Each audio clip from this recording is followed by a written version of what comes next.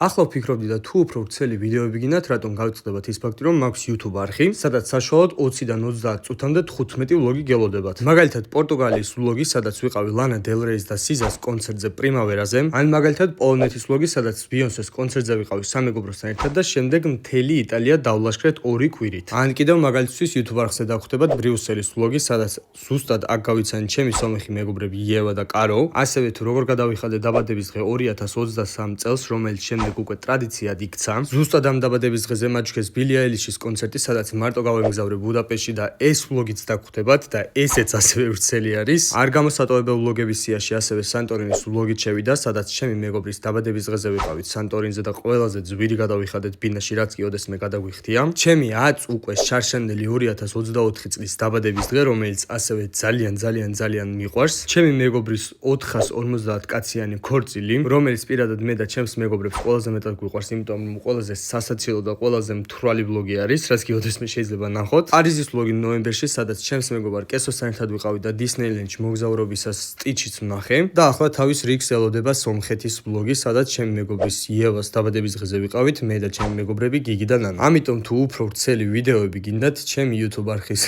ყოველთვის მზად არის და გელოდებათ. ამიტომ თუ ჭამის დროს არ იცით რას უყუროთ, შეგიძლიათ შეესიოთ ჩემს 15 ვლოგს. კარგად!